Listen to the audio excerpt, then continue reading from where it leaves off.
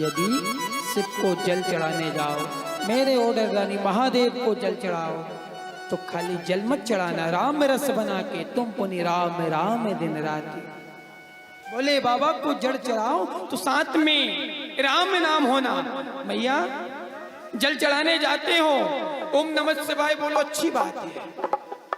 आप यदि जल चढ़ाने जाओ ओम नमः शिवाय बोलते हैं, बहुत अच्छी बात है, मगर 1000 आंख वालों के निगाह में सदा रहना। हमारी निगाह में रहो ना रहो, राम कृष्ण की निगाह में, मेरे भोले की निगाह में सब रहना, क्योंकि रामचरितमानस का देश है।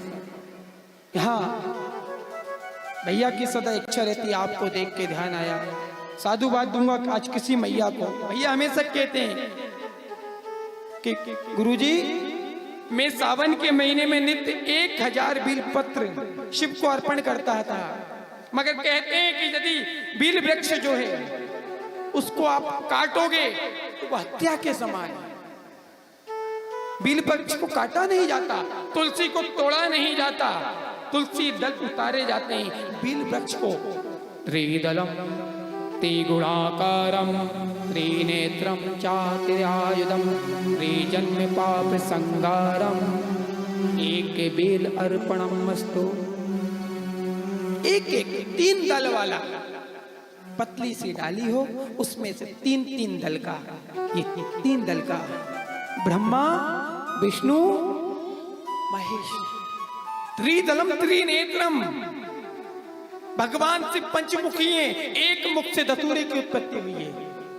कहते हैं किसी पुराण में कथा आती, एक बार ब्रह्मा जी बैठे हुए थे, विष्णु जी बैठे, इंद्र कुबेर सूर सारे बैठे हुए, चर्चा चली। एक बार ब्रह्मा भगवान शिव की शक्ति से मोहित आके विष्णु भगवान विश्राम कराओ कहते हैं, हे पुत्र तू मुझे जानता है, मैंने इस संसार को बनाया, मैं पालन करता हूं। सारे देवताओं ने कहा, ब्रह्मा जी आप श्रेष्ठ हैं कि विष्णु श्रेष्ठ हैं? कि मैं श्रेष्ठ हूं, मैं ब्रह्मा हूं, जगत का पालन करता हूं। उसी समय भगवान विष्णु ने कहा, अरे मूर्ख ब्रह्मा, मैं तेरा पिता हूं, मेरे नाभि कमल से तेरी उत्पत्ति हुई है। मूर्ख, अपने पिता को भूल गया। कहते हैं ब्रह्मा और विष्णु दोनों में परस्पर वार्तालाप होने लगा, और जब ज्यादा बहस होने लगती है ना तो वो घटना आगे बढ़ जाती है अनुभव है, पति पत्नी जब घर में होते हो, ज्यादा विवाद होता है तो फिर वो कभी कभी देवा लेवा में भी हो जाता है, कभी कभी आपस में फिर लड़ाई बढ़ जाती है। तो कहते हैं ब्रह्मा और विष्णु महेश दोनों को श्रेष्ठ दिखाने के चक्कर में आपस में लड़ने लगे। भगवान विष्णु ने सुदर्शन छोड़ा है, ब्रह्मा ने ब्रह्मास्त्र छोड़ा है, संसार में प्रलय आ गई। जब ब्रह्मास्त्र सुदर्शन टकराए, संसार में हाहाकार मच गया, सारे ऋषि मुनि, सारे देव भेले होके कैलाश पे गए।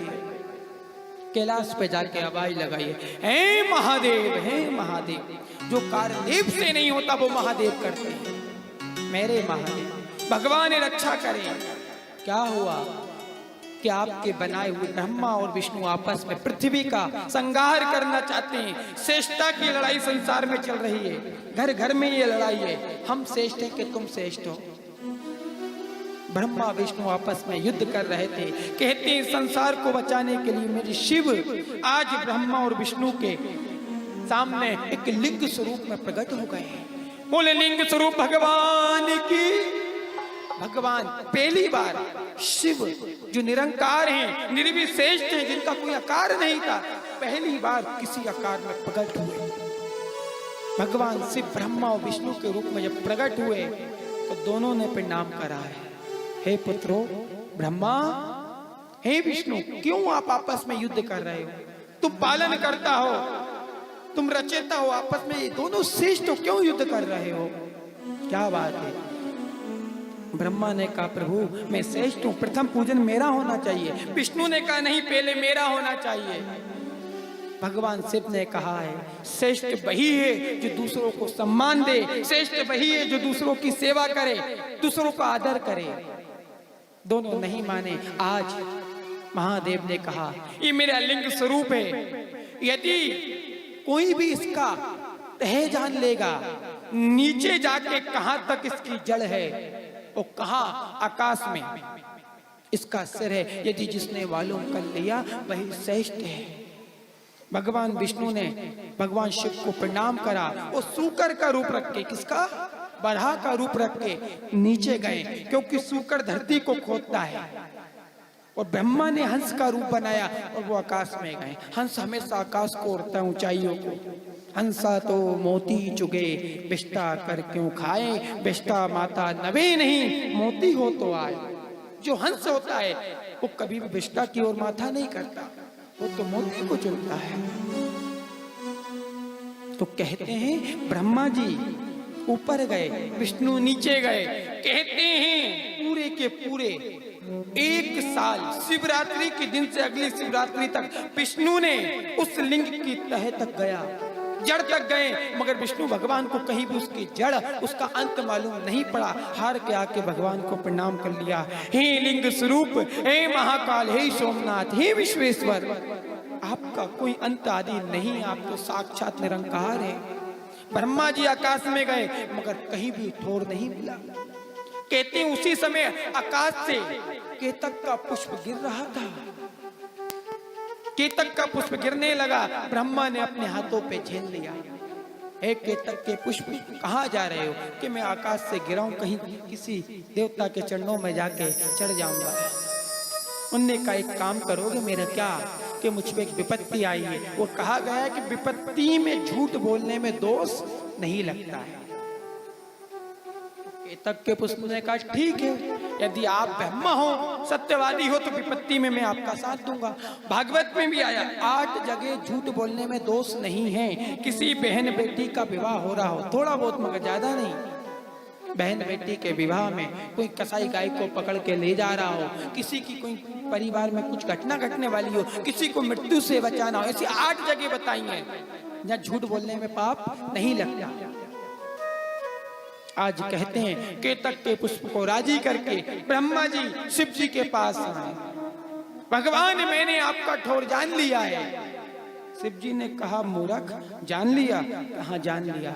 कि कैसे मानूं? कि सामने जो केतक का पुष्प, इससे पूछो, मैं आपके लिंग को छू के आ रहा हूँ। केतक ने भी कहा हाँ, मैंने देखा ब्रह्मा जी ने आपके लिंग को ऊपर जाके प्रणाम करा है। उसी समय भगवान शिव को क्रोध आ गया। क्यों रे ब्रह्मा, तू ईश्वर होके संसार का मनुष्य नहीं है, मगर ईश्वर होके असत्य का भाषण करता है। नहीं, असत संपातक पुंजा, संसार में असत से बड़ा कोई पाप नहीं है, और तुम इतने बड़े ज्ञानी हो कि इतना बड़ा पाप करते हो। भगवान ने उसी समय कहते हैं भैरव को उत्पन्न करा है, और भैरव को आज्ञा दी कि ब्रह्मा ने जिस मुख से आके झूठ बोला है उस सर को काट दो। उसी समय भैरव ने अपनी तलवार से ब्रह्मा के मुख को काट दिया है। ब्रह्मा 5 मुखी थे पहले, अब कितने मुखी बचे? एकानंदे चतुरानंदे पंचानंदे राजे, ओम बोली पंचानंद राजे। हंसासन गरुड़ासन, हंसासन गरुड़ासन, ब्रजवाहन साजे, ओम हरे हरे हरे महादेव, हरे हरे महा। भगवान ब्रह्मा को क्या कहते हैं? चतुरानंद। एकानंद विष्णु, चतुरानंद ब्रह्मा, और पंचानंद कौन है? भगवान शिव। एक मुख को काट दिया। उसी समय ब्रह्मा की बुद्धि सुधर गई। दोनों ने प्रणाम करा। भगवान ने विष्णु को आशीर्वाद दिया, तुमने सत्य बोला, दुनिया में तुम्हारी पूजा होगी। और ब्रह्मा, तूने असत्य बोला है, आज के बाद दुनिया में कोई तेरी पूजा नहीं करेगा। मगर कहते हैं जो ब्रह्मा का मुख था ना, वो आके भैरव की हथेली पे चिपक गया। ब्रह्म हत्या का दोष लगा। भैरव भटकते फिरे, दुनिया में गए, उस श्राप से मुक्ति नहीं मिली। मगर एक नगरी ऐसी है जहाँ जाने से ब्रह्म हत्या का भी दोष नष्ट हो जाता है, और उसको कहते हैं बोल काशी विश्वनाथ भगवान की। भैरवनाथ दुनिया में भटके, मगर जब काशी में पहुंचे तो उसी समय वो काशी में वो सर वहां जाके ब्रह्मा का गिर गया। उसी दिन से भैरव शिव के साथ कोतवाल बन के वहां विराजमान है और आज काशी के नहीं पूरे भारत की रक्षा करते हैं भगवान भैरव। इसलिए अपने कुल भैरव को पूजने में कभी भूल मत करना, क्योंकि कुल भैरव ही शिव है।